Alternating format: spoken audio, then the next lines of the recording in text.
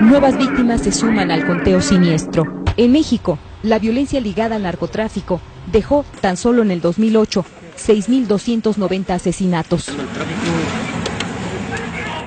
Es la estela que deja la lucha entre las confederaciones del crimen organizado en este país. Pelean por el control de las rutas de la droga en su camino a Estados Unidos, el mayor consumidor del mundo, pero también por la repartición de un creciente mercado interno y por la expansión, incluso más allá de las fronteras de México, de otros millonarios negocios ilícitos, como la trata de personas o el secuestro. La delincuencia organizada mexicana se ha transformado en una de las 4 organizaciones criminales más importantes del planeta, con capacidad de voltear gobiernos, de infiltrar campañas electorales en el extranjero. Hasta hoy, las organizaciones criminales más fuertes son las que se dedican al tráfico de drogas como su actividad primordial, pero no la única. No solamente se dedican al narcotráfico, como quiere sugerir la DEA por conveniencia propia, ya que ellos se dedican al tema de drogas, sino que además tú tienes un problema de que la Confederación de Sinaloa y las demás organizaciones mexicanas se dedican a 24 tipos de delitos. Como la más poderosa, aparece la Confederación de Sinaloa, también conocida como el Cártel del Pacífico, con presencia en gran parte del norte, occidente y sur del país. Su principal contrincante es la alianza formada por los cárteles de Juárez, Tijuana y del Golfo Zetas. A esta alianza se unió el año pasado el grupo encabezado por la familia Beltrán Leiva, antiguos aliados de la Confederación de Sinaloa. La disputa entre estas grandes confederaciones ha devenido en un ambiente criminal sin precedente, en el que aparecen personajes tan siniestros como este, acusado de trabajar para el cártel de Sinaloa. Santiago Mesa López manifestó ser pozolero, término con el que se le conoce en el crimen organizado por ser la persona que desaparece los cuerpos de los que han sido ejecutados o desaparecidos. Según la Fiscalía General, él mismo reconoció haber desintegrado con ácido 300 cuerpos. Era meter los cadáveres que le entregaba Teodoro García Cimental, alias El Teo, en un recipiente con agua y sosa cáustica por un tiempo de 24 horas, hasta su completa desintegración. Fue detenido en Tijuana, una de las ciudades con mayor número de asesinatos y desapariciones de personas en México. Es septiembre del 2008. En un paraje boscoso del centro del país, conocido como La Marquesa, fueron encontradas 24 personas, torturadas y con un tiro en la cabeza. Varios policías del Estado de México vinculados con el crimen fueron detenidos.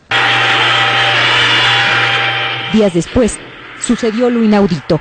La noche del 15 de septiembre, miles de personas celebraban las fiestas patrias en la plaza principal de Morelia, en el occidental estado de Michoacán. Estallaron 2 artefactos explosivos. El primer ataque perpetrado de manera indiscriminada contra una multitud.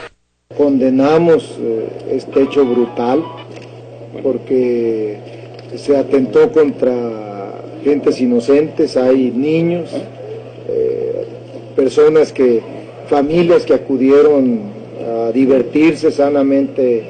Ponla suave, eso es, Rafa, va a haber menos solo. 8 personas murieron y 132 resultaron heridas.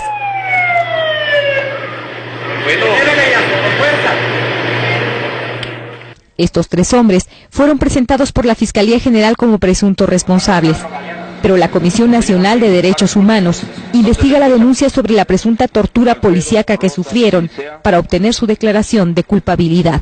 En las ciudades mexicanas cuyo control se disputan las confederaciones criminales, no solo aumenta la violencia, sino también el grado de crueldad. No es nada más el número, es la forma, o sea, hay muchos decapitados, hay muchos mensajes de una violencia extrema que la autoridad se le atribuye siempre a las guerras entre las mafias, ¿no? Se ha hecho cada vez más frecuente el hallazgo de cuerpos decapitados acompañados de mensajes amenazantes contra los cárteles contrarios, policías o autoridades. Esto genera entre la ciudadanía un enorme temor, diría yo que en algunas regiones terror, y por el otro lado a la propia población local para que no colabore en ningún sentido con las autoridades.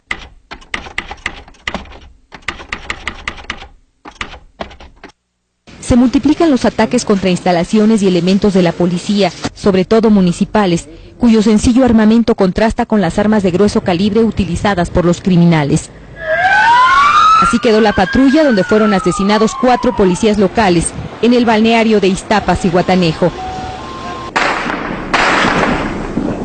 Pero los delincuentes se enfrentan también reiteradamente con los miles de militares que patrullan las calles en ciudades de 15 estados del país. Ahora los narcotraficantes se enfrentan al ejército, a las Fuerzas Armadas, y es algo nuevo. Y lo que es también nuevo es que tienen una mayor capacidad de fuego. Y esa capacidad viene del exterior. De acuerdo con cifras del gobierno federal, casi el 90% de las armas y pertrechos militares decomisados a las organizaciones criminales en México tienen registro en armerías de Estados Unidos. Si ellos asumieran con mayor seriedad su compromiso para que se respeten las leyes norteamericanas que prohíben la exportación de armas a México, el tenor de esta lucha sería totalmente distinto. Este tráfico, aseguran las autoridades mexicanas, le da a los cárteles poder de fuego en una confrontación donde la población civil queda en medio. Esta refriega, por ejemplo, tuvo lugar en una concurrida zona escolar de Tijuana, Baja California. El jardín de niños fue desalojado durante el fuego cruzado. Los barrios de Reynosa, en Tamaulipas, también han sido escenario de cruentas batallas entre soldados, policías federales y sicarios a plena luz del día. La violencia en la frontera norte es expresión de una guerra en la que los grupos criminales desafían abiertamente al Estado mexicano. Desde luego que Tamaulipas, Tijuana, pues son las zonas donde históricamente ha estado operando el narco y tienen control territorial y quitan y ponen policías, y a los que no se van, a los que no compran los matan.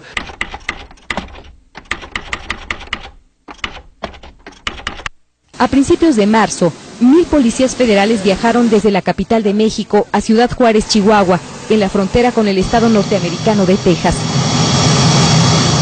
En el caso de Juárez en particular, estamos trabajando para poder ubicar e identificar gente involucrada no solo en la parte de trasiego de drogas, sino también de dinero y de armas que hoy tenemos en la frontera norte. Los agentes se unieron a los más de 5,000 soldados que ocuparon esa ciudad y otras comunidades del estado de Chihuahua, luego de que el convoy del gobernador, José Reyes Baeza, fue atacado por sicarios del cártel de Juárez. La vida cotidiana de los habitantes de esa ciudad fronteriza se ha visto trastocada por una ola de extorsiones, asesinatos y secuestros, y por la irrupción de los militares en sus espacios públicos. El ejército tomó el control de todas las corporaciones policíacas de la ciudad. Que no descansaremos hasta ver a México como un México seguro y un México libre de la acción de la criminalidad, en especial del crimen organizado, nos tome el tiempo que nos tenga que tomar. Juárez es botón de muestra de la respuesta del gobierno federal ante la violencia criminal, la militarización de vastas zonas de México. Frente a un fenómeno como el crimen organizado que ciertamente había rebasado ya el Estado, ¿no? Esa es la realidad y hay que entenderlo así. Y pues sí, es muy lamentable. Yo estoy de acuerdo que también lo ideal sería que no hubiera narcos en el país, no habría que sacar el ejército, pero los narcos ya están ahí y hay partes del país que están controlando el territorio. Pero la presencia militar no es un programa de emergencia, sino resultado de un proceso impuesto por el gobierno de Estados Unidos desde la década de 1980.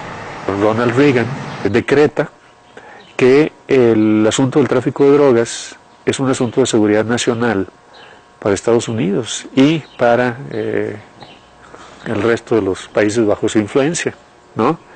Y con eso le da atribuciones que antes no tenían las Fuerzas Armadas para introducirse en asuntos que antes competían solo a los civiles. A partir de 2006, el ejército desplazó en las labores de seguridad pública las corporaciones policíacas civiles, minadas por el descuido institucional y la corrupción. Hoy, 45,000 soldados participan en operativos permanentes contra el narcotráfico. El espiral de violencia no se detiene y los patrullajes militares han incrementado el número de violaciones a los derechos humanos de la población, según documentan diversas organizaciones civiles.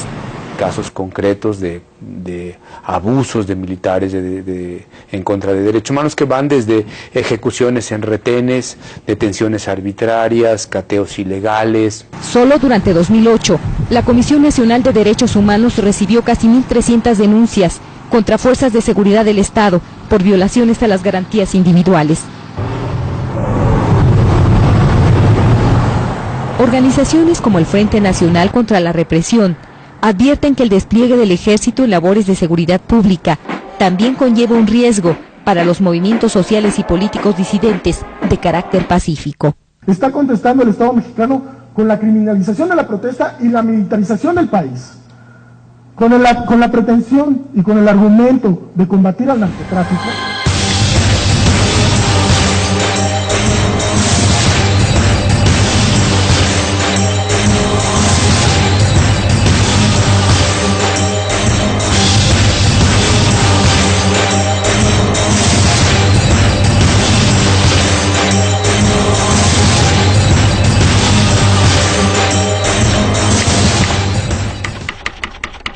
El gobierno mexicano insiste en mantener su estrategia basado en la captura de algunos de los denominados grandes capos de las confederaciones del crimen organizado, como Alfredo Beltrán Leiva, alias El Mochomo, uno de los líderes del cártel de Juárez.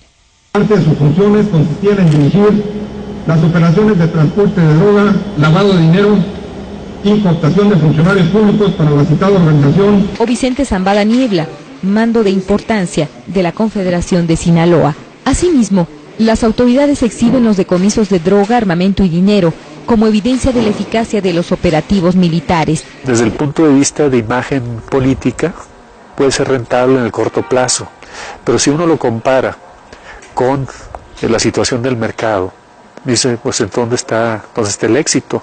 Francamente no se ve, porque no hay que olvidar que los objetivos son reducir la demanda, reducir la producción y reducir la cantidad de gente dedicada al negocio del tráfico de drogas. Según el Departamento de Estado de Estados Unidos, solo el negocio del narcotráfico en México genera ganancias hasta de 25,000 millones de dólares anuales, y en él participan directamente unas 450,000 personas. Tú puedes capturar a todos los capos del mundo, mientras el negocio tenga esa rentabilidad, siempre va a haber un ejército de gente que se va a dedicar a ello, ¿sí? Y mientras la demanda permanezca por lo menos constante o no disminuya en gran medida, tienes el planeta o grandes partes del planeta para expandir el mercado. Y donde lo que hemos observado en casi un poquito más de 9 décadas desde el inicio de las prohibiciones es un incremento en la demanda y en el consumo. La Agencia Antidrogas de Estados Unidos, la DEA, asegura que el 90% de la cocaína procedente de Sudamérica que llega a ese país pasa por México.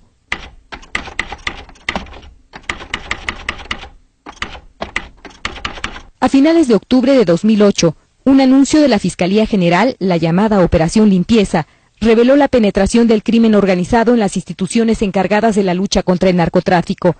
Salieron a la luz nombres de militares, agentes policíacos y exfiscales antimafia, así como de elementos de la Agencia Estadounidense Antidrogas, la DEA, quienes presuntamente trabajaron desde el año 2004 para narcotraficantes de distintos cárteles mexicanos.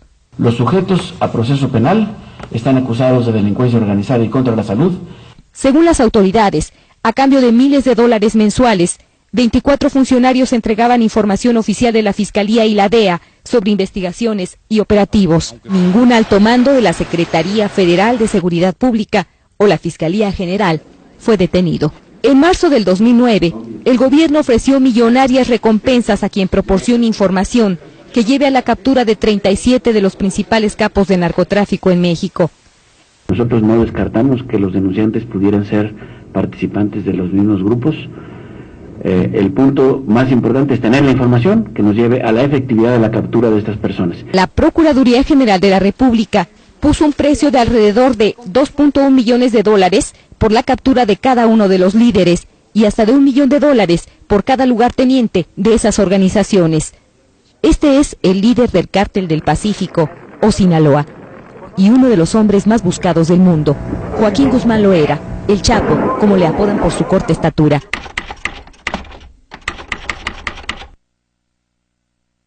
En 2001, a principios del gobierno del presidente Vicente Fox, escapó de una prisión de alta seguridad. En marzo del 2009, la revista norteamericana Forbes lo incluye entre los hombres más ricos del mundo, con una fortuna calculada en $1,000 millones. Y eso genera un golpe mediático, porque la pregunta que se hace todo funcionario, ciudadano, ciudadana honesta es ¿dónde está el patrimonio? Y la respuesta es muy simple, está en la economía legal.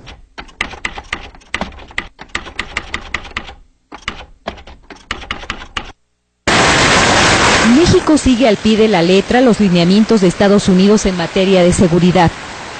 La negociación de la llamada Iniciativa Mérida se realizó en completo sigilo entre los ejecutivos de ambos países y culminó en las postrimerías de la administración de George Bush. Justo 2 semanas antes de que dejara la Casa Blanca, la selló en un encuentro con Felipe Calderón. El presidente Calderón es un hombre que entiende el problema y es un hombre que no va a permitir que los narcotraficantes tengan el poder en su patria. Los Estados Unidos a su vez quiere ayudar a México. El presidente mexicano demandó al nuevo gobierno estadounidense la continuación de esa iniciativa e incluso le propuso una alianza estratégica de seguridad. The more secure Mexico is, the more secure US will be. Y la idea es que este problema común del crimen organizado, el terrorismo, el tráfico de drogas, que es un problema internacional, lo podamos combatir juntos.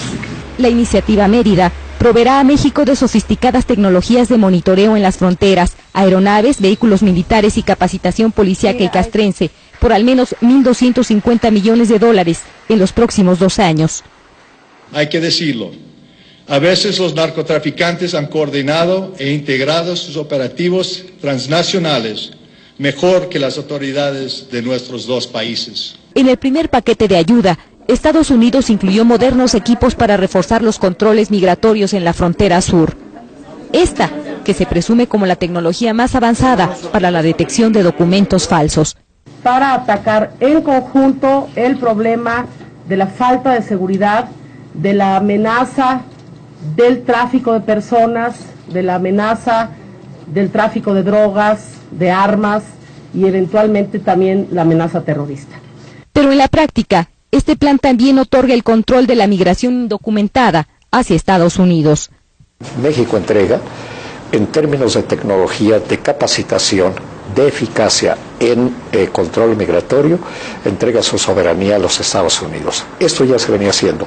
La Iniciativa Mérida simplemente lo ratifica, lo institucionaliza. A cambio de la cooperación, se permitirá la vigilancia de los cuerpos de seguridad estadounidenses sobre el país. El hecho de asumir el terrorismo como propio es aceptar políticas también similares a las de Colombia. En Colombia, el Plan Colombia es para combatir terrorismo y narcotráfico, ¿no? Y cuando uno dice combatir terrorismo en países como los nuestros, pues es en realidad un plan de control social. Así, diversos especialistas advierten que el costo de la asistencia de Estados Unidos podría ser alto en muchos sentidos. Que las instituciones mexicanas, las instituciones del Estado mexicano empiecen a hacer suya de manera íntegra la agenda de seguridad nacional de Estados Unidos y nos olvidemos de otros problemas nacionales que tenemos en México, como es el enorme desempleo, la enorme pobreza.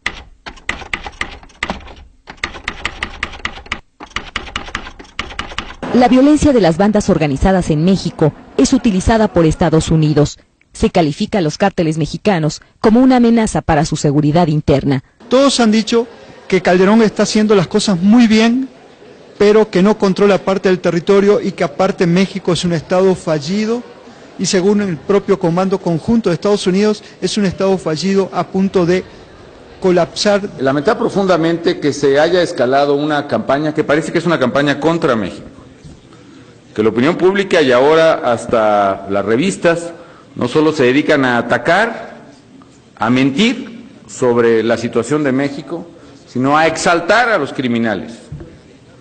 En lo que en México lo consideramos incluso un delito que es apología del delito. Es una respuesta poco efectiva. Es una respuesta poco efectiva porque denota enojo, denota frustración, denota impotencia y lo que necesitamos asegurarnos es que el gobierno mexicano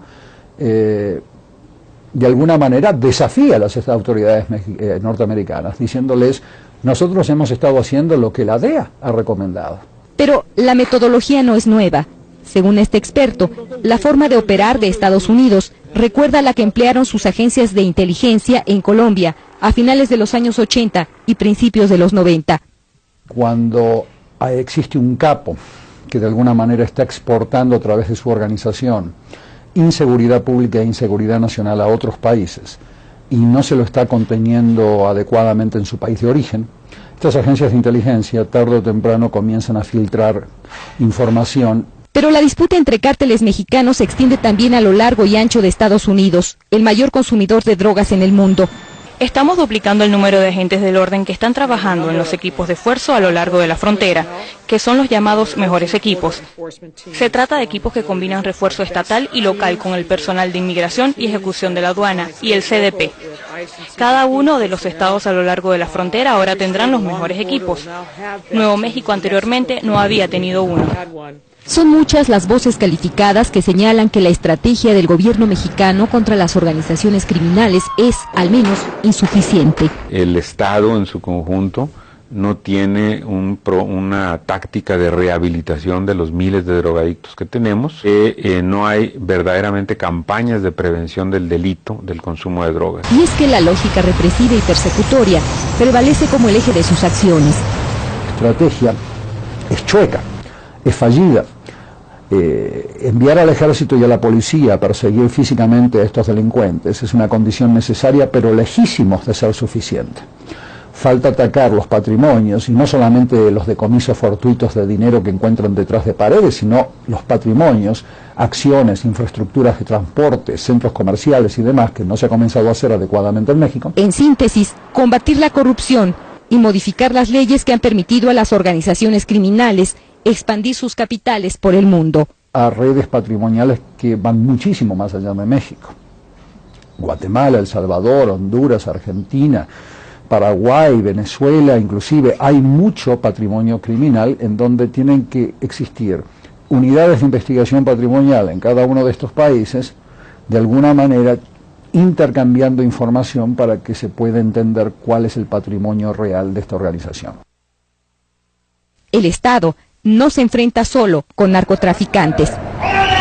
Por un lado, sí, como hace 10 años, el flujo de drogas hacia los Estados Unidos es un elemento central, pero al mismo tiempo tenemos que ver aquí en México que hay muchos mercados ilegales que ya valen tanto como el mercado norteamericano, es decir, el mercado local de drogas, de trata de personas, de tráfico de armas, extorsión y secuestro, que manejan muchísimo dinero.